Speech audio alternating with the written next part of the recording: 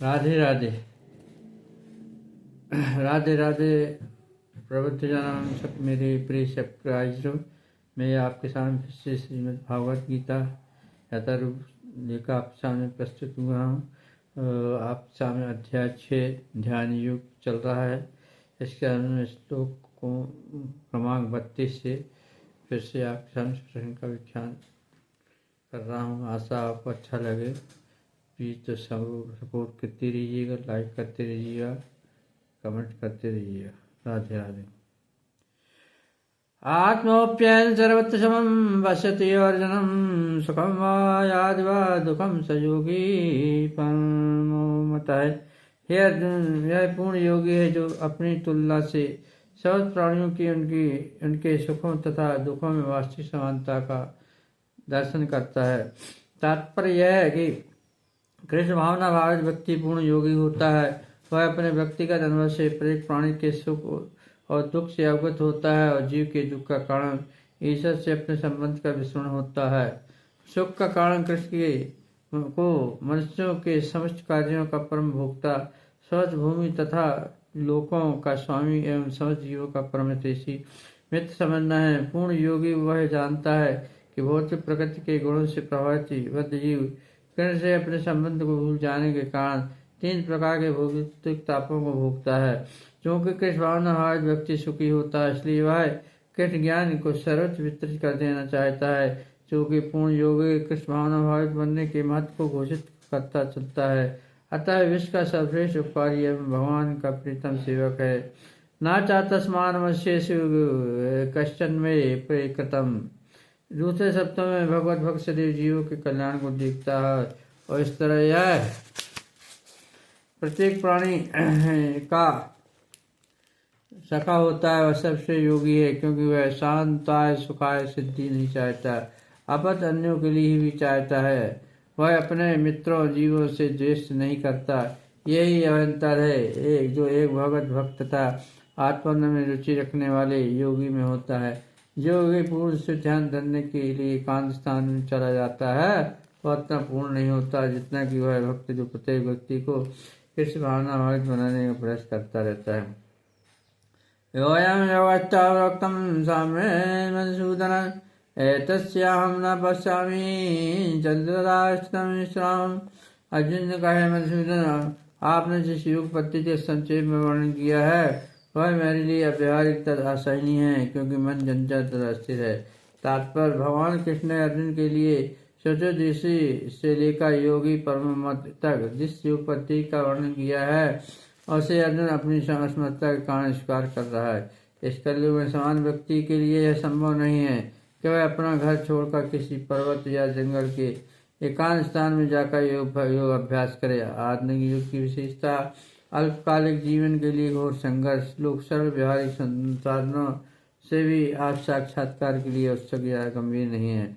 तो फिर इस कठिन योग पद्धति के विषय में क्या कहा जा सकता है, जो जीवन शैली, आसन विधि, स्थान की चयन तथा भौतिक व्यवस्थाओं से व्यक्ति का नियमन करती है। व्यावहारिक व्यक्ति के रूप में अर्जुन ने सोचा कि इस योग पद्धति का पालन असंभव है। भले ही कई बातों में इस पद्धति खरा उतरता था। वह राजवंशी था और उसमें अनेक सद्गुण थे। वह महान योद्धा था और दीर्घायु था, और सबसे बड़ी बात तो यह है कि वह भगवान श्री कृष्ण का घनिष्ठ मित्र था। 5000 वर्ष पूर्व अर्जुन को हमसे अधिक सुविधाएं प्राप्त थी, तो भी उसने इस योग पद्धति को स्वीकार करने से मना कर दिया। वास्तव में इतिहास में कोई ऐसा प्रलेख प्राप्त नहीं होता है जिससे यह ज्ञात हो गया कि उसने कभी योगाभ्यास किया था। अतः इस पद्धति को इस कलयुग के लिए सर्वथा दुष्कर समझना चाहिए। हाँ, कतिपय बिरले व्यक्तियों के लिए यह पद्धति सुगम हो सकती है, किंतु समान जनों के लिए असंभव प्रस्ताव है। यदि 5000 वर्ष ऐसा था तो आधुनिक समय के लिए क्या कहना है। जो लोग विभिन्न तथा कथित स्कूलों तथा समाजियों के द्वारा इस योग पद्धति का अनुसरण कर रहे हैं, भले ही संतोषजनक चीज हो, किंतु वे सचमुच ही अपना समय गंवा रहे हैं। वे अपने अवश्य लक्ष्य के प्रति सर्वथा ज्ञानी। चंतनम ही मनाय कृष्ण प्रमाद बलद्रम तस्याहम निग्रहम मन्ये वायोरिवदस्करम। हे कृष्ण, जो कि मन चंचल है, स्थल शंकर टीला था, तन बलवान है, अतः मैं इसे वश में करना वायु को वश में करने से भी अधिक कठिन लगता है। तात्पर्य मन इतना बलवान तथा दुराग्रही है कि कभी कभी यह बुद्धि का उल्लंघन कर देता है। यद्यपि इसे बुद्धि के अधीन माना जाता है, इस व्यवहार जगत में जहाँ मनुष्य के अनेक विरोधी तत्वों में से संघर्ष करना होता है और उसके लिए मन को वश में कर पाना अत्यंत कठिन हो जाता है। कठिन रूप में मनुष्य अपने मित्र तथा शत्रु दोनों के प्रति मानसिक संतुलन स्थापित कर सकता है, किंतु अंतिम रूप में कोई भी संसारी पुरुष ऐसा नहीं कर पाता, क्योंकि ऐसा कर पाना वेगवान वायु के वश में करने से भी कठिन है। वैदिक साहित्य में कहा हुआ है, आत्मान रत्नम बुद्धि शरीरम रश्में चा वध्यम तुम सारितम वृद्धि मन प्रागरम चा इंद्राणी हयाना अनुस्पृश्यान्तेषु गोचरानम आत्मेन्द्रिय मनोयुक्तम भोक्तेत्याहुर्मनीषण। प्रत्येक व्यक्ति इस भौतिक शरीर रूपी रथ पर आरोहण है और बुद्धि उसका सारथी है। मन लगाम है, इंद्रियां घोड़े हैं, इस पर मन तथा इंद्रियों के संगत से यह आत्मा सुखी या दुख का भोगता है। ऐसे बड़े चिंतकों का कहना है कि यदि बुद्धि को मन में नियंत्रण करना चाहिए, किंतु मन इतना प्रबल तथा हठी है कि इसे अपनी बुद्धि से भी जीत पाना कठिन है। जिस प्रकार की अच्छे से अच्छी दवा द्वारा कभी भी रोग वश में नहीं हो पाता है, ऐसे प्रबल मन को योग अभ्यास द्वारा वश में किया जा सकता है, किंतु ऐसे अभ्यास कर माना अर्जुन जैसे सारी व्यक्ति के लिए कभी व्यावहारिक नहीं होता है। तो फिर आधुनिक मनुष्य के संबंध में क्या कहा जाए। यहाँ पर प्रयुक्त उपमा अत्यंत उपयुक्त है। संजावत को रोक पाना कठिन होता है और संकर मन को रोक पाना तो और भी कठिन। मन को वश में रखने का सरलतम उपाय जिसे भगवान चेतन ने सुझाया है और यह कि सम चेतन देवता के साथ मोक्ष के लिए हरे कृष्ण महामंत्र का कीर्तन किया जाए। विधि यह है कि सावे मन है कृष्णा पदरान बिंदु। मनुष्य को चाहिए कि अपने मन को पूछता कृष्ण में लगाए, तभी मन को वृद्धि करने के लिए अनुष्ठान शेष रह जाएंगे।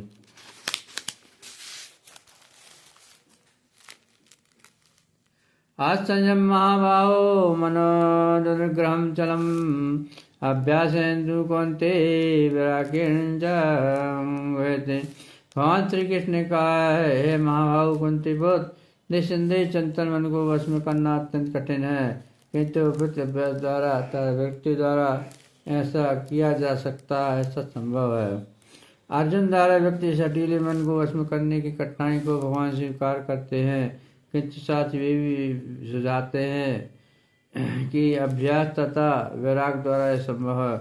यह अभ्यास क्या है। वर्तमान युग में तीर्थावास परमात्मा का ध्यान मनता इंद्रियों का निग्रह ब्रह्मचर्य पालन एकांत आदि कठोर विधि विधानों का पालन कर पाना संभव नहीं है, किंतु कृष्ण भावनामृत के अभ्यास से मनुष्य भगवान की नवदा भक्ति का आचरण करता है। ऐसी भक्ति का प्रथम अंग है कृष्ण के विषय में श्रवण करना। मन को सब प्रकार की दुष्टताओं से शुद्ध करने के लिए है परम शक्तिशाली एवं दिव्य विधि। कृष्ण के विषय में जितना ही अधिक श्रवण किया जाता है, उतना ही मन उन वस्तुओं के प्रति अनासक्त होता है जो मन को कृष्ण दूर ले जाने वाली है। मन को उन सारे कार्यों से विरक्त कर लेने पर जिनसे कृष्ण का कोई संबंध नहीं है, मनुष्य सुगमतापूर्वक वैराग सीख सकता है। वैराग का अर्थ पदार्थ से व्यक्ति और मन का आत्मा में प्रवृत्त होना। निर्वेश आध्यात्मिक व्यक्ति कृष्ण के कार्यकलापों में मन को लाने की अपेक्षा अधिक कठिन है। यह व्यवहारिक है कि क्योंकि कृष्ण के विषय में श्रवण करने से मन स्वतः परमात्मा के प्रति आसक्त हो जाता है और वह आसक्ति परेशान होती या आध्यात्मिक तुष्टि कहलाती है। यह वैसे ही है जिस तरह भोजन के प्रति कोर से भूखे को तुष्टि प्राप्त होती है। भूख लगने पर मनुष्य जितना अधिक खाता जाता है, उतनी अधिक तुष्टि और शक्ति उसे मिलती जाती। इसी प्रकार भक्ति संपन्न करने से दिव्य तुष्टि की अनुभूति होती, क्योंकि मन भौतिक वस्तु से विरक्त हो जाता है और यह कुछ ऐसा वैसा ही जैसे कुशल उपचार तथा सुपथ्य द्वारा रोग का इलाज। अतः भगवान कृष्ण के कार्यकलापों का श्रवण अनुमत मन का कुशल उपचार है और कृष्ण को अर्पित भोजन ग्रहण करना रोगी के लिए उपयुक्त है। यह उपचार कृष्ण भावना विधि। आज है आत्मना योग पापम में बंधी वश्यात्मा तुम यथा शक्यो अपना उपवायता। जिसका मन शंकर है उसके लिए साक्षात्कार कठिन कारण होता है, किंतु जिसका मन संयमित है और जो समुचित उपाय करता है उसकी सफलता ध्रुव है, ऐसा मेरा मत है। तात्पर्य भगवान घोषणा करते हैं कि जो व्यक्ति अपने मन को होते व्यापारों से विलग करने का समुचित उपाय उपचार नहीं करता, उसे आप साक्षात्कार में सारी सफलता प्राप्त हो गई। भौतिक भोग में मन लगाकर योग का अभ्यास करना मानो अग्नि में जल डालकर उसे प्रज्वलित करने का प्रयास करना हो। मन का निग्रह किए बिना योग अभ्यास समय का व्यय है। योग का ऐसा प्रदर्शन भले ही भौतिक दृष्टि से लाभप्रद हो, किंतु जहाँ तक आप साक्षात्कार का प्रश्न है वह ऐसा व्यर्थ है। अतः मनुष्य को चाहिए कि भगवान दिव्य प्रेम भक्ति में निरंतर मन को लगाकर उसे भस्म करें। किस भावना मृत्यु के प्रवृत्त हुए बिना मन को स्थिर कर पाना असंभव है। किस भावना भाव भक्ति बिना किसी अतिरिक्त प्रयास के योग अभ्यास का फल सरलता से प्राप्त कर लेता है, किंतु योग अभ्यास करने वाले को किस भावना भाव हुए बिना सफलता नहीं मिल पाती। अर्जुन आयासृजयोपेतो यचरित मानसा अप्राप्य सिद्धम काम गतिम कृष्णम गच्छति।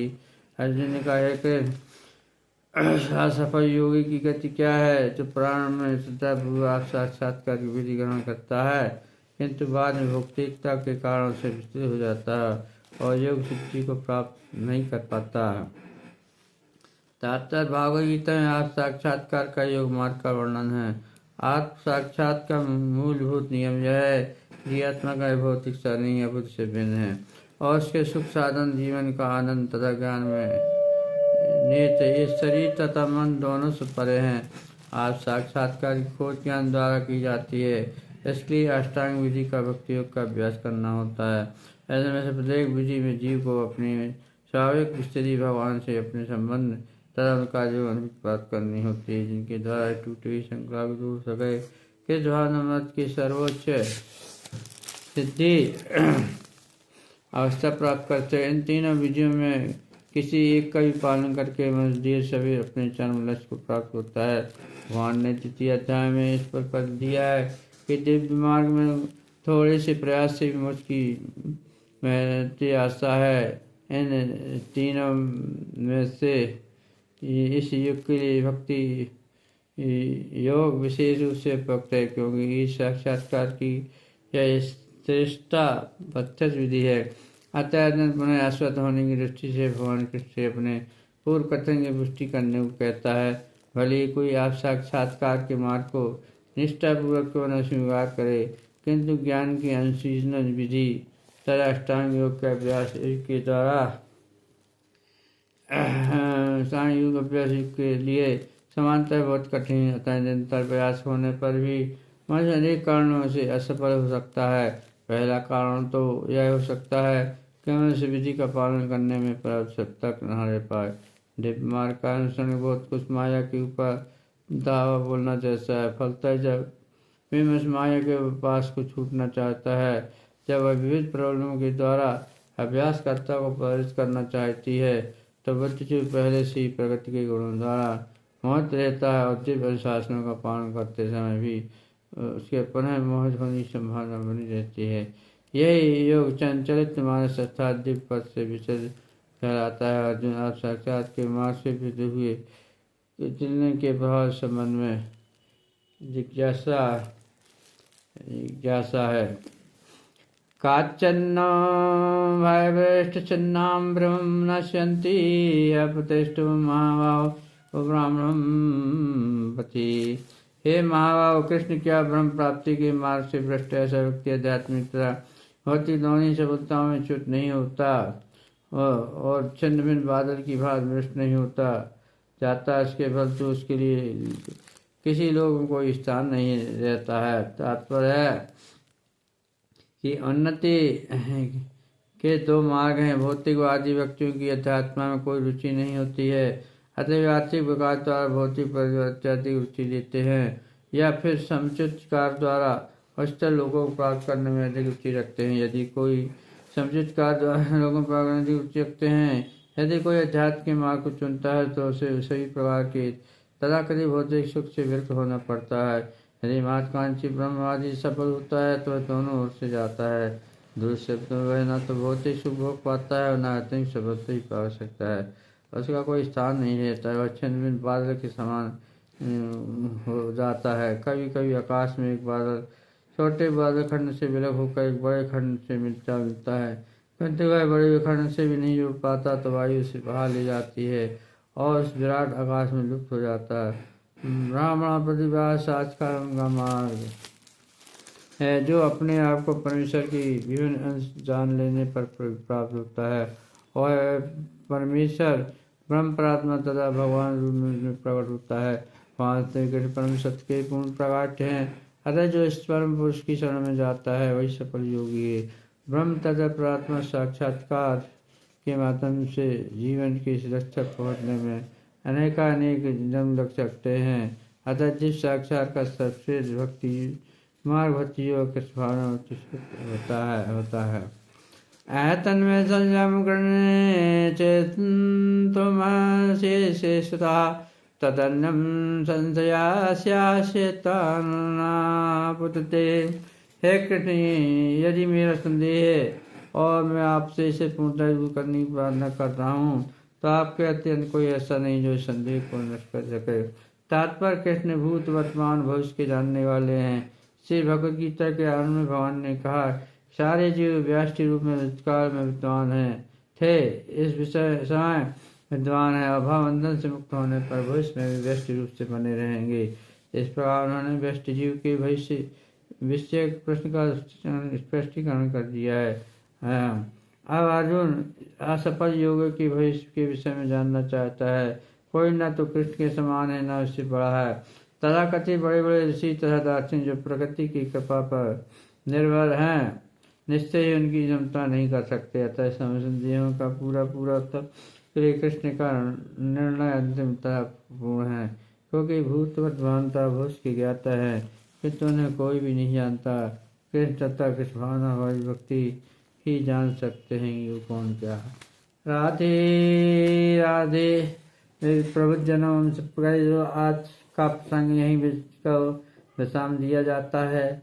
कल पुनः इसी ध्यान योग से संबंधित श्लोक 40 से के प्रसंग के आगे की व्याख्या की जाएगी।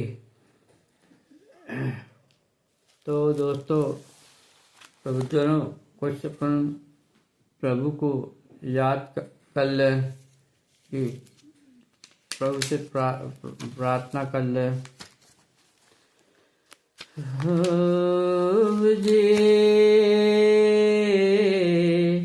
प्रभु जी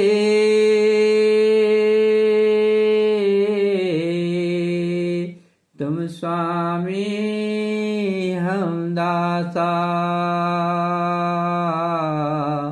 भक्ति रस का ये मन प्यासा। प्रभु जी तेरे दर्शन को ये आँखियाँ प्यासी, दर्श करा दो श्याम मेरे,